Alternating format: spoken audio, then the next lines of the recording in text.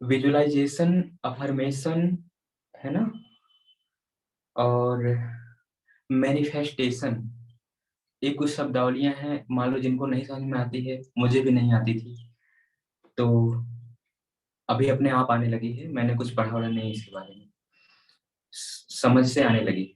तो क्या है कि हम लोग इसको ना तोड़ तोड़ के समझ लेंगे, तब समझ में आएगा। पहले तो इन पे ध्यान ही ना ले जाइए, ध्यान इधर ले आइए कि अगर किसी ने किसी को याद किया तो इसका मतलब क्या होता है। जैसे आप किसी को याद करते हो तो इसका मतलब क्या होता है, उसको अपनी तरफ खींचना या उसको भूलना, उससे दूर हो जाना या उसे अपने पास खींचना। मैं पूछ रहा हूँ, थोड़ा सोच लीजिए मन में।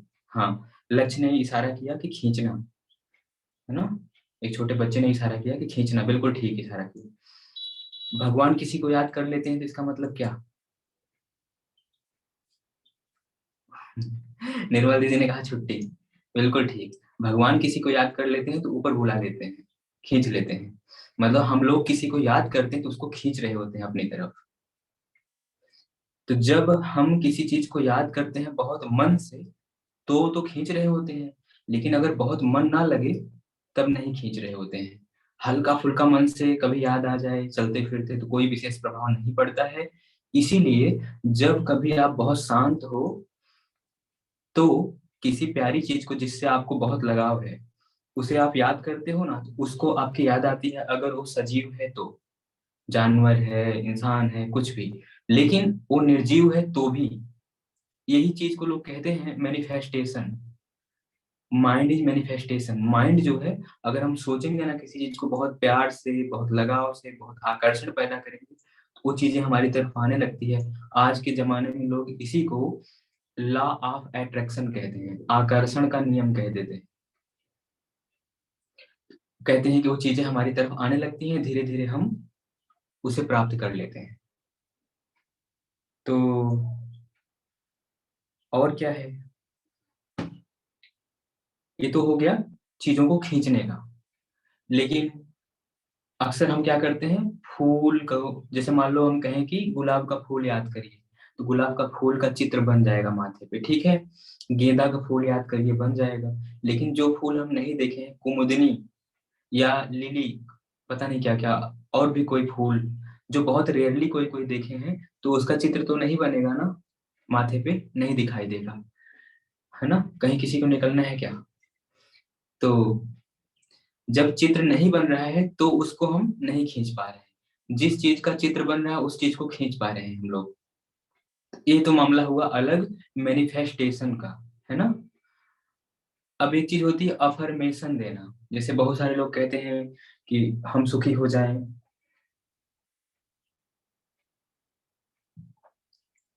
हम सुखी हो जाएं, कोई और सुखी हो जाए, किसी और के लिए सद्भावना देते हैं कि वो व्यक्ति बीमार है ठीक हो जाए, दुखी है खुश हो जाए, या अपने ही शरीर में कोई समस्या हो गई है तो मेरा ये हिस्सा ठीक हो जाए। या फिर ज्यादातर अफर्मेशन आजकल इसलिए इस्तेमाल की जाती है कि मैं गरीब नहीं हो, मेरे पास गाड़ी नहीं है, गाड़ी हो जाए। तो आजकल बड़ा प्रचार प्रसार इन चीजों का है कि लोग कहते हैं कि अपने रूम में कुछ रुपए का नोट चिपका दो। भौतिकतावादी के युग में भौतिकता का ही प्रचार है।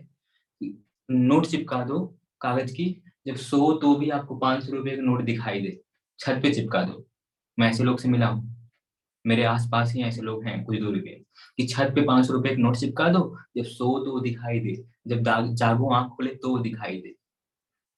उसको छुओ और टच करके फील करो। कुछ कहते हैं गाड़ी आपके पास नहीं है तो कम से कम आंख बंद करके बैठो और सोचो मैं गाड़ी में बैठा हूँ, और गाड़ी की जो अंदर से स्टेयरिंग उसको पकड़े हैं, हमारा पैर ब्रेक पर है, क्लच पर है। तो अफर्मेशन से हम उस चीज को गेन कर लेंगे। भौतिकतावादी युग में भगवान की बात नहीं सोचता कोई, कब चीजें हमारे पास कैसे आ जाएं इनके बारे में सोच रहे हैं। ये भी ठीक है, जो जिसको चाहिए वो अपने हिसाब से सोच करके उसे प्राप्त करता है। तो अफर्मेशन देते हैं लोग तरह तरह की, ये चीज हो जाए, वो चीज हो जाए। तो उसके पहले विजुलाइज करते हैं, उसका चित्र बनाते हैं मन में, विजुलाइज करते हैं, बंद आंख से देखते हैं, बंद आंख से देखते हैं कि ये कार है, लाल रंग की है, अभी नई नई है, इसमें हम बैठे हैं, इसका स्टीयरिंग पकड़े हैं, हमारा पैर पे और क्लच पे, ब्रेक पे पैर है, ये सब फील करते हैं, है ना। तो ये विजुअलाइजेशन हो गया, और अफर्मेशन की ये प्राप्त हो जाए, प्राप्त हो जाए, प्राप्त हो जाए, सोते जागते उठते बैठते, उन चीजों को धीरे धीरे जो साफ साफ फिगर बना पाते हैं, और जिनका इंटेंशन एक दैसिक होता है, एक दैसिक मतलब केवल उसी के बारे में नहीं कि एक बार कार के बारे में सोचे, फिर घोड़े के बारे में सोच रहे हैं, है ना, कि घोड़ा आ जाए, ऐसा घोड़ा वैसा घोड़ा। एक ही तरफ जब आपका फोकस जाता है, अटेंशन जाता है, तो वो चीजें मैनिफेस्ट होने लगती हैं या प्राप्त होने लगती हैं। ये तो हो गई बात इसकी।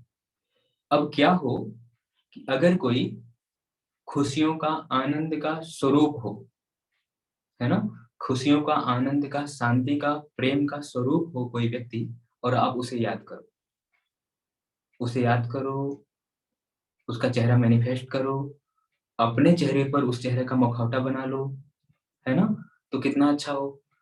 तो वैसा ही स्वरूप, जिस व्यक्ति का जो स्वरूप है ना, स्वरूप के साथ साथ उसकी जो विभूतियां हैं, जो उसके अंदर की गुण है ना, वो गुण भी आपके भीतर उतरने लगेगा।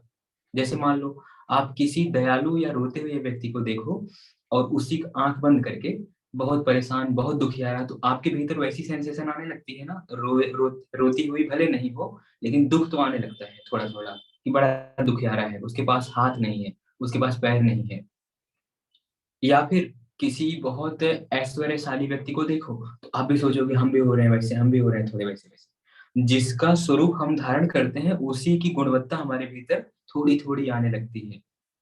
लेकिन तब तक हम कोई तीसरा विचार आ जाता है, क्योंकि हम लोग किसी एक विचार पे लंबे समय तक टिक नहीं पाते, क्योंकि हम लोग का ध्यान नहीं टिकता, एकाग्रता हम लोग की भंग होती रहती है। तो जिनका जिनका वीडियो ऑफ है, कृपया ऑन कर लीजिए, तो मुझे लगेगा वो सुन रहे हैं, है ना। तो एक तो ये हुआ। अब देखिए कुछ एग्जाम्पल, उस पर बहुत फोकस करना।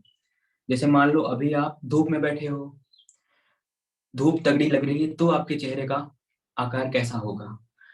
और तवे पे हाथ रख दिया है, जल गए, थोड़ा सी जलन हो रही, तो आपके चेहरे का रूप कैसा बनेगा। आपको ठंड लग रही है, तो आपका चेहरा कैसा बन जाता है। लेकिन आपको अगर बर्फ हाथ में दे दिया जाए, तो आपका चेहरा कैसा बन जाता है। आपको बहुत खुशी हो तो चेहरा कैसा हो जाता है, बहुत दुख हो तो चेहरा कैसा हो जाता है। ध्यान दीजिए, सोचिए, इस पे जब हम बोल रहे हैं सोचते जाइए। फिर आपको चोट लग गई, तो चेहरा कैसा हो जाता है। चोट नहीं लगी, किसी ने बहुत प्यार से सहलाया, बहुत प्रेम से सहलाया, तो चेहरा कैसा हो जाता है। सारे सेंसेशन का जो प्रभाव आ रहा है, वो कहाँ आ रहा है, चेहरे पे आ रहा है, चेहरे पे। तो अगर हमें कोई चीज धारण करनी हो, तो कैसे धारण करेंगे। जिस व्यक्ति से जो चीज हमें धारण करनी है, वो अपने चेहरे पे ले आएंगे। जैसे मैंने कल कहा था कि मैं अगली क्लास आचार्य विद्यासागर जी महाराज की जोड़ करके लूंगा, कल मेरे मन में भाव आ रहे थे क्लास के बाद में। तो वही मैं कहना चाह रहा हूँ कि अगर आप बहुत दुखी हो, बहुत परेशान हो ना, तो वही चेहरा ले आओ जो आपके आराध्य हैं। जरूरी नहीं कि वही, जो आपके आराध्य हैं, जो आपके पूजनीय हैं, जिन पे आपकी श्रद्धा टिकती है।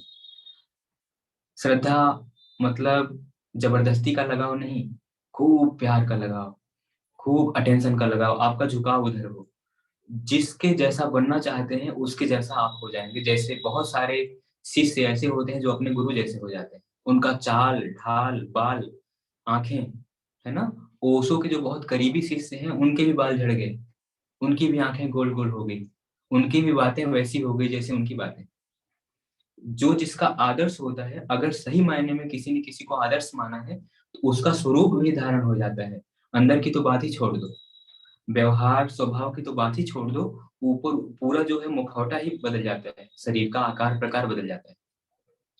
तो अगर अगर जिससे आपको बहुत प्रेम लगाव हो, आंतरिक श्रद्धा हो, तो उसका अगर हम चेहरा विजुलाइज करते हैं, ठीक से कर पाते हैं, तो उसकी सारी रिद्धियां, सिद्धियां, विभूतियां हमारे भीतर आने लगेंगी।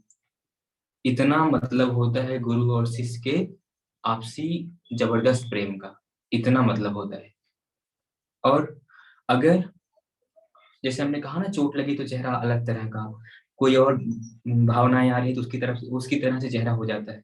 मान लो आप क्लास में बैठे हो, न जाने कितनी क्रोध की भावनाएं, विकार की, वासना की, लोभ की भावनाएं थी अभी थोड़ी देर पहले, और अभी क्लास में बैठते ही बाहर बाहर से तो खूब शांत लग रहे हो, ऐसे मुस्कुरा रहे हो ध्यान वाली मुद्रा में, और अंदर अंदर कुड़न हो रही है। तो यहाँ कॉन्ट्रडिक्शन हो रहा है ना दोनों भावनाओं का।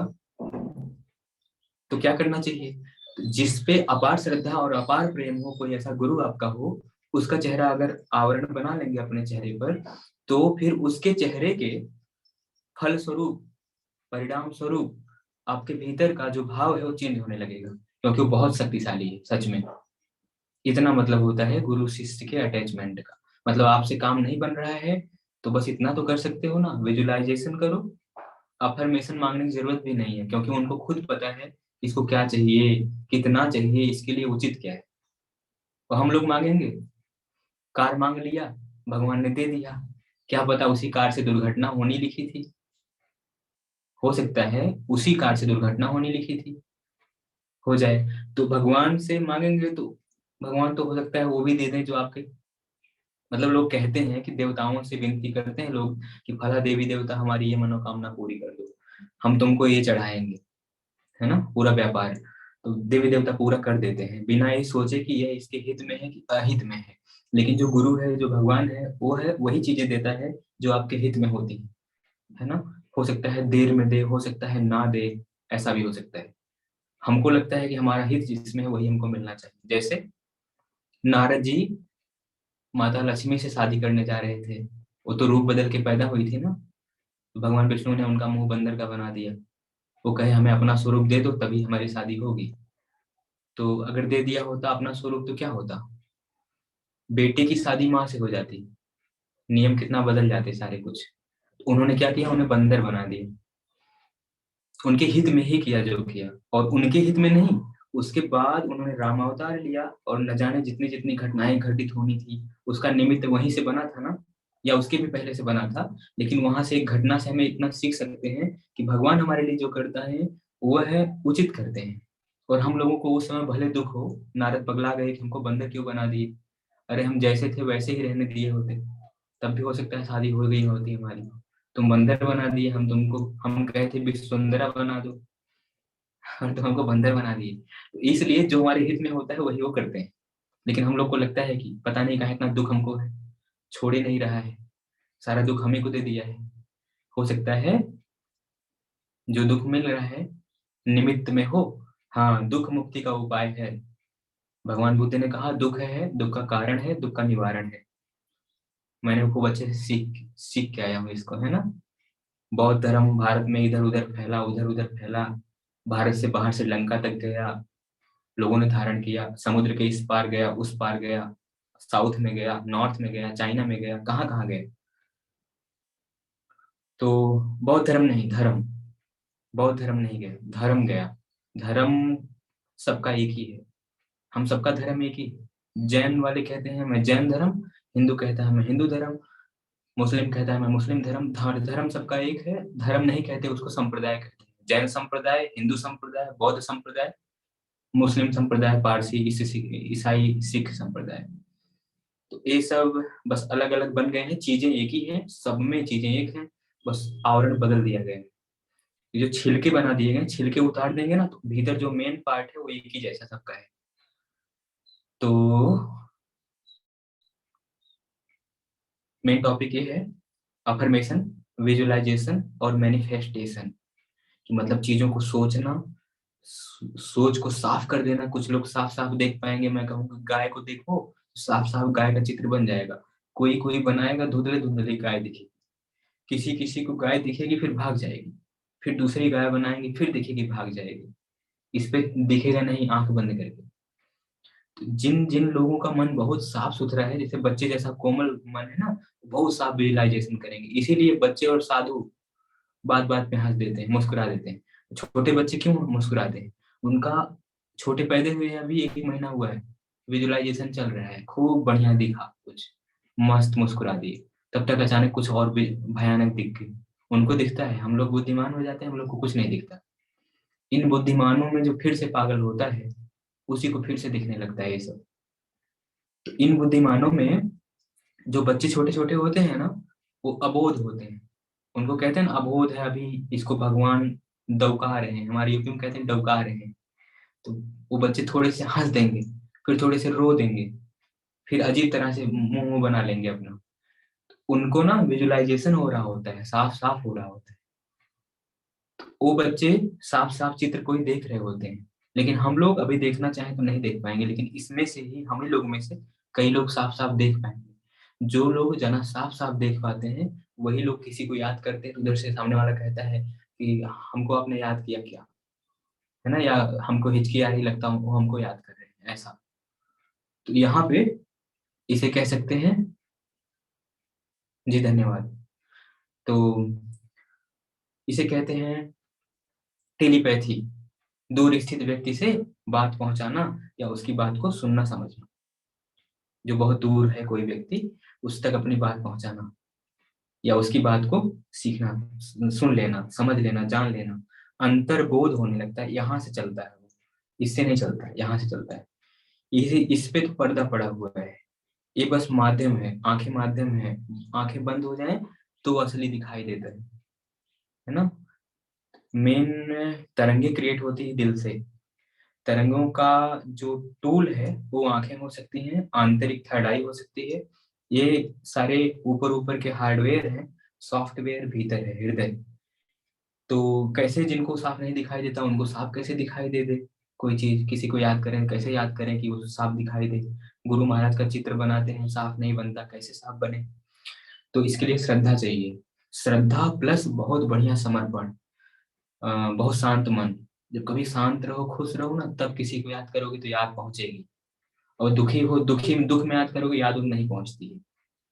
बहुत परेशानी में है, किसी को याद करेंगे, याद उन नहीं पहुंचेगी। खूब खुश हैं, मस्त हैं, तब किसी को याद करेंगे, सेंसेशन सेंसेशन भी होने लगेगी। और आपकी वाइब क्रिएट होगी, वाइब जाएगी, जिधर भेजेंगे उधर जाएगी। तो पहली शर्त है खुश, शांत, प्यूरिफाई, साफ सुथरा अंदर से। बाहर से तो ऐसे रोज नहाते हैं, लेकिन अंदर से नहाते हैं कि नहीं, इसके लिए ध्यान, प्राणायाम, योग, एक्सरसाइज, एक रूटीन पे रहना, एक समय पे जगना, सोना, खाना खाना बहुत कम, पेट में एकदम लोड आ रहा है, ऊपर दबाव बन रहा है, ऐसा व्यक्ति कोई विजुअलाइजेशन अफर्मेशन कुछ नहीं कर सकता, है ना। जिसका पेट खराब है, मुंह ऐसे बना हुआ है, वो लोग कुछ नहीं कर सकते। वो सब मेरी बात सुनेंगे, कहेंगे ये पागल हो गया है। ऐसा कुछ नहीं होता है ना। उन लोग को कुछ नहीं समझ में आएगा, चाहे जब जो भी आया उठा के खा लिया। ऐसे लोग कुछ नहीं कर सकते। जो त्यागी हैं, लगभग तपस्वी है, वो हवन कुंड वाला याद आता है कि जब तपस्वी बोलो ना तो लगता है कि आहुति डाल रहा कोई व्यक्ति, वही हवन करता है, वही तपस्वी। तपस्वी मतलब विषम से विषम दशाओं में सम रहने वाला। इस समय इतनी ठंडी पड़ रही है ना, इतनी ठंडी हमारे यहाँ। मैंने किसी से पूछा भी, तो आचार्य विद्यासागर जी महाराज कुछ नहीं पहनते। खूब टेम्परेचर होता है, खूब गर्मी होती है, तपती छत पे अगर अपना पैर रखो आप, छत पे अपना पैर रखो आप, पक्के पे अपना पैर रखो, पैर जल जाए। उस तपती दोपहरी में सड़क पे चलते हैं। यहाँ जहाँ मैं हूँ, यहाँ से 40-50 किलोमीटर तक इतना इतना डिस्टेंस तय कर देते हैं। उतना उम्र है, उतनी उम्र है। किसी युवा से बोल दो कि आजमगढ़ मतलब यहाँ से 40-50 किलोमीटर चलना है, साइकिल से चलना है, चलोगे? अरे साइकिल से जाएंगे, बाइक हो तो बताओ। और पैदल बोल दो तो कहेगा तुम पागल हो, तुम जाओ, हम नहीं जाएंगे। आजमगढ़ कोई पैदल जा सकता है? अरे शाम हो जाएगी, अगली सुबह हो जाएगी। इतनी स्पीड है और चलते हैं। ऐसे ही कई साधु हैं, है ना। लेकिन तपस्या का लेवल देखिए, मैं खुलेआम बोल रहा हूँ। मैंने देखा है कि मैक्सिमम, मुझे माफ करिएगा, मैक्सिमम हिंदू संतों को मैं देख रहा हूँ, तपस्या नाम की कोई चीज नहीं है। अपने रूम में मेरा दोस्त मनदीप अवाना, हरियाणा, शंकराचार्य जी को योग सिखाता है। शंकराचार्य जी की टेबल पर मैंने देखा दवाइयों का टुकड़ा रखा है, और उस शंकराचार्य जी के सामने जाके घुटने टेक के प्रणाम करते हैं लोग। कहते हैं शंकराचार्य जी हमारा दुख दूर करो। अपने पास दवाई रख के टेबलेट पे टेबलेट खाए जा रहे हैं, तोंद फूली है पूरा, और कोई योग सिखाने आया है। क्या मतलब है? बहुत कम त्यागी बचे हैं, बहुत कम त्यागी तपस्वी बचे हैं। अगर किसी के जीवन में त्याग तपस्या नहीं है, तोंद निकली हुई है, शरीर टेढ़ा मेढ़ा एकदम से है, और खुद बीमार है, और हम कह रहे हैं बाबा जी बहुत बढ़िया बाबा जी, है ना। जिसका शरीर नहीं बैलेंस, उसका मन और आत्मा कैसे बैलेंस में हो सकती है? लेकिन अंधविश्वास की वजह से, या रूटीनल जो दादाजी पूजा करते थे, पापा जी पूजा करते थे, तो हम भी करेंगे, इसकी वजह से हम लोग फंसे पड़े हैं। जो अपने शरीर को नहीं साध सकता ना, वो अपने मन को कभी नहीं साध ही नहीं सकता है। जो एक जगह पे स्थिर हो नहीं सकता, मैंने फील किया, वो कुछ कर ही नहीं सकता है। जो अपने को कठोरता दे नहीं सकता, ताप सह नहीं सकता,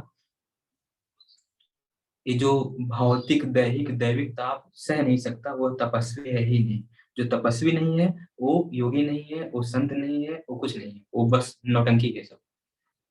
जो लोग शरीर को तपा रहे हैं, इसी पे नहीं सोचना कि शरीर को तपा रहे हैं तो तपस्वी हो गए। शरीर को तपाने से मन बड़ा मजबूत होता है, मैंने फील किया है, बहुत मजबूत होता है। ग्रेट डिटर्मिनेशन, वादा किया तो वादा निभा पाएंगे। और जो शरीर को नहीं तपा रहे हैं, वो उनका वादा वादा सब टूटता है। तो ये इतनी तपस्या, ये नहीं कि उनको ठंडी लगती है। जरा उनका चेहरा देखो कभी। आचार्य विद्यासागर जी महाराज को ठंडी लगती है ना, तो उनका चेहरा ऐसे सिकुड़ा रहता है। ठंड किसी को लग गई, जबरदस्ती कपड़ा निकाल के हम लोग बैठे हैं अभी ठंड में सुबह शाम, और सोचे एकदम टाइट रहेंगे, ऐसे मुस्कुराते रहेंगे, नहीं मुस्कुरा पाएंगे। जब ठंड लगेगी ना, मुंह बन जाएगा और शरीर ऐसे कांपने लगेगा, रोकेंगे तो और कांपेगा। तपस्या मतलब मन को भी जीत लेना, शरीर को भी जीत लेना, तब टेम्परेचर कुछ नहीं कर पाता है। जबरदस्ती रोकेंगे तो नहीं रुकेगा। तो चलिए, यही थी क्लास, इतनी थी क्लास, इसमें कुछ खास नहीं है। तो आप लोग समझ पाए होंगे, मैनिफेस्ट करना है, विजुलाइज करना है, विजुलाइजेशन नहीं हो रहा, समर्पित होना है गुरु का, अ, मतलब सफाई करनी है, ध्यान करना है, पूजा पाठ योग करना है, तपस्या करनी है, त्याग करना है, तब विजुलाइजेशन होगा, तब अफर्मेशन होगा, तब मैनिफेस्टेशन होगा। जो सोचोगे वैसा हो जाएगा, जिसको सोचोगे वो आकर्षित होगा। तो इसलिए नहीं कि हम चीजों को खींच लेंगे, बल्कि यही सोचिए कि भगवान को खींचिए, भगवान खींच जाएंगे तो सब खींच जाएंगे। और ये पागलपन बिल्कुल पागलपन है कि मैं ठीक हो रही हूँ, मैं ठीक हो रही हूँ, मैं ठीक हो रहा हूँ। ये नहीं, मेरे पास गाड़ी आ रही, मेरे पास घर आ रहा, मेरे पास बंगला आ रहा है, ये सब नहीं। भगवान आ रहे हैं तो सब आ जाएगा, भगवान नहीं तो सब बेकार है। बिना धर्म का धन नासी होता है, चौपट होता है, एकदम से नष्ट कर डालता है। बिना धर्म का धन नष्ट कर डालता है। और जिसके पास धन अधिक है, अगर धर्म नहीं है तो वो व्यक्ति पागल हो जाता है, एकदम इरिटेट हो जाता है। अगर किसी व्यक्ति के पास, कोई त्यागी है ना, एक दिन 1 रुपया गिरा हुआ पा गया, दिन भर सोचता रहा कि 1 रुपये से क्या करेंगे, क्या करेंगे, क्या करेंगे, शाम तक फेंक दिया कि अरे 1 रुपया हमारा पूरे दिन के भजन चौपट कर दिया। सोचते रह गए कि 1 रुपये से क्या होगा, जिनके पास 100 100 रुपये होगा, जिनके पास लाखों रुपये होगा, उनका क्या हाल होता होगा। तो पैसा है, साथ में धर्म है, तब तो उसको डाइजेस्ट कर पाएंगे। धर्म नहीं है ना, पैसा पागल बना देता है। एक तरह की पावर है, और पावर को हैंडल करने के लिए आपके पास भी पावर होनी चाहिए, नहीं तो पावर आपको हिला डालेगी बिल्कुल। जैसे कुंडलनी जागती है तो पागल बना देती है। लोग कहते हैं कुंडलनी उंडलनी नहीं जगाना है। पागल की कुंडलनी जाग जाए तो महापागल बन जाएगा। उसको बैलेंस करने वाला कोई रहे तो उसकी जागे तो योगी कहलाएगा। कई लोग जो तंत्र विद्या वगैरह करते हैं ना, उनकी आंखें उनकी टेढ़ी हो जाती है ना। रेकी हीलर, भक्तम्बर हीलर, मैंने तो बोल दिया था कि बड़े परेशान हो जाएंगे। जब तक अपनी एनर्जी ठीक नहीं है, तब तक किसी को कैसे एनर्जाइज कर सकते हैं। नहीं हो सकता है ऐसा। तो डाइजेस्ट करना सीखें। डाइजेस्ट तभी होगा जब आपका शरीर स्वस्थ रहेगा। कौन सी एनर्जी डाइजेस्ट, खाना डाइजेस्ट की बात नहीं कर रहा है, एनर्जी डाइजेस्ट की बात कर रहा हूँ। तो जैसे आचार्य विद्यासागर जी महाराज के पास, उनके चेले लोग के पास बहुत सिद्धियां हैं, दिखाई भी देती हैं, है ना। उनके पास लगता है कोई सिद्धि उद्धि नहीं है, बस चेहरा जो है वही दिखाता है जो सिद्धि है। मुझे लगता है गर्दन ऐसे इसलिए झुक गई है ना, कि सिद्धियों का भार होगा, गर्दन ऐसे झुक गई। बस केवल चेहरा उठता है तो जिसको तरफ देख लेते होंगे कल्याण हो जाता होगा। तो बस इतना ही कि एक बोलते हैं, भवन्तु नम्रा स्तर्व फलोद्गमई दुर्विलंबिनो घना अनुधत्ता सत्पुरुषा स्वभाव एवं परोपकारिणाम। हल से लदे हुए वृक्ष झुक जाते हैं, बादल जिनमें पानी रहता है वो बादल लगता है बहुत नजदीक आ गया, अब बरसेगा। जिनमें बहुत गुणवत्ता होती है वो झुक जाते हैं, वो कभी चमत्कार की बात ही नहीं करते। और जिनके पास गुणवत्ता थोड़ी थोड़ी आती है, वो मेरी तरह चिल्लाते हैं ना, या फिर जादू कर देते हैं। तो जादू करने लगते हैं। गुणवत्ता थोड़ी थोड़ी अगर आती है तो उसको डाइजेस्ट करना सीखिए। डाइजेस्ट कर पाएंगे तो आगे कमाल हो जाएगा। उनके चेले कमाल करते हैं ना, उनके चेले कमाल करते हैं, वो कमाल नहीं कर सकते क्या? महा कमाल कर सकते हैं, महा जादू, महा चमत्कार कर सकते हैं। लेकिन वो करते ही नहीं, क्यों? प्रकृति के नियम के साथ छेड़खानी नहीं करते, जो भगवान स्वरूप हो जाते हैं। भगवान क्यों? भगवान राम ऐसे ही चाहे होते तो रावण सीता को वैसे रख पाता क्या वहां पे, इतना समय लग पाता क्या? ये सब जानबूझ के नियमों के खिलाफ ना जाने का नतीजा रहा कि लंका कांड हुआ, लव कुश कांड हुआ, तमाम कांड हुआ, है ना। वो सब जानबूझ के किया गया। तो भगवान जब अपनी भगवत्ता नहीं दिखाते हैं तो आदमी को अपनी भगवत्ता दिखाने लगता है। इसलिए मैनिफेस्टेशन, विजुअलाइजेशन, ये सब चीजें बहुत महत्व नहीं रखती। ठीक है, तो क्या महत्व रखता है? शांत, संतुलित, मस्त जीवन जीना, यही यही मायने रखता है। जादू, चमत्कार, टोना टोटका, ये सब कोई मायने नहीं रखता है ना। तो अंगूठी अंगूठी कोई मायने नहीं रखती है, हीरा मोती मूंगा वाली, है ना, कोई मायने नहीं रखती कि कोई कोई अपने हाथ में एकदम पहने यहाँ से यहाँ तक, यहाँ से यहाँ तक, हमने भी ये पहना हुआ है। लेकिन विपश्यना में भी निकलवा दिया गया था, ये भी निकलवा दिया गया था कि मतलब ये सांप जैसी दिख रही है, कोई इसमें है तो कुछ जादू टोना। हम कहे नहीं, ऐसा कुछ है नहीं। तो कोई बात नहीं, बोले कि हम बोले कि निकाल देते हैं, तो निकाल के रख दिया था हमने।